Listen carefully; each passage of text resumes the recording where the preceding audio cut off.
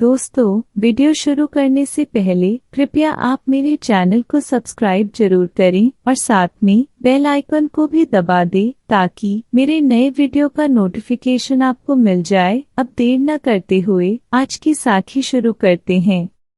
गुरु नानक जी के एमिनाबाद प्रवास के दौरान सांडियाली के पठान शासक नवाब खान का पुत्र बीमार हो गया। एक दिन खान ने मलिक भागो को बताया कि उसका बेटा बहुत बीमार है और उसकी हालत बिगड़ती जा रही है, कोई दवा फायदा नहीं कर रही है।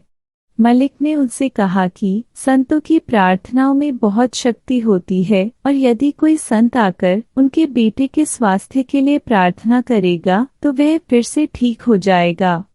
हालांकि इसके लिए एक वास्तविक संत की आवश्यकता होगी जो भगवान के नाम और प्रेम में डूबा हुआ हो। उस समय के लोग एक संत को वास्तविक मानते थे यदि वह चमत्कार करने में सक्षम था। उन्होंने मिलकर तय किया कि इलाके में जो भी लोग साधु संत कहलाते थे उन्हें बुलाया जाए और उन्हें कैद में रखा जाए।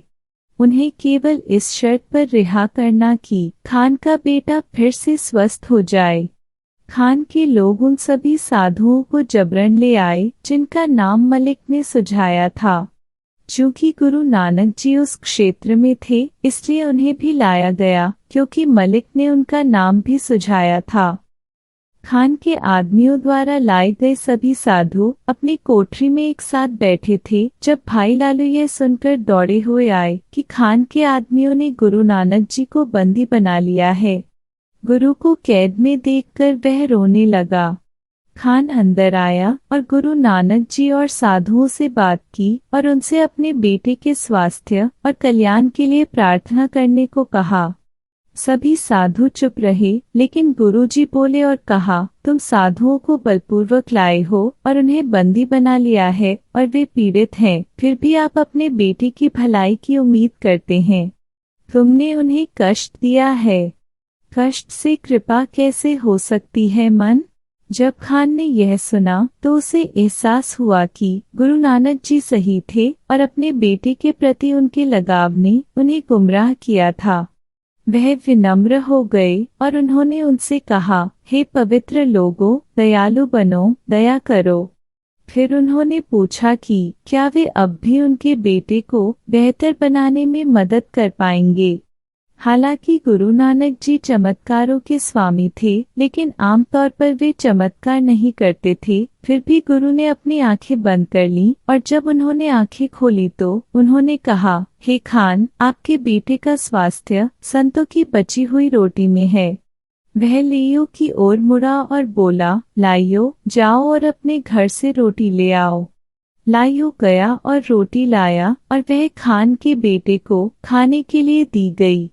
जल्द ही खान का बेटा बिल्कुल ठीक हो गया। खान यह देखकर आश्चर्यचकित रह गया कि गुरु के पास कितनी शक्ति थी। पास ही खड़ा मलिक भागो स्तब्ध रह गया और डर से कांपने लगा। अगले दिन मलिक भागो गुरु के पास आया और बोला, मैंने आपका अपमान किया, मुझे क्षमा करें। गुरुजी ने उत्तर दिया, मेरा अपमान किया? मुझे डर है कि आपने जो अपमान किया है वह आपका और लोगों का है। आप भगवान के प्रति जो अनादर दिखा रहे हैं उससे डरें।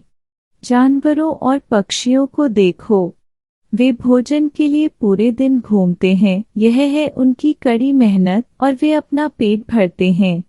वे हमेशा खुश रहते हैं, हमेशा स्वस्थ रहते हैं और स्वतंत्र उड़ान की स्वतंत्रता और आनंद का आनंद लेते हैं। कड़ी मेहनत संतोष और ईमानदार जीवन की कुंजी है। कड़ी मेहनत शरीर को स्वस्थ रखती है और खुशी देती है। भगवान की ओर जाने का मार्ग।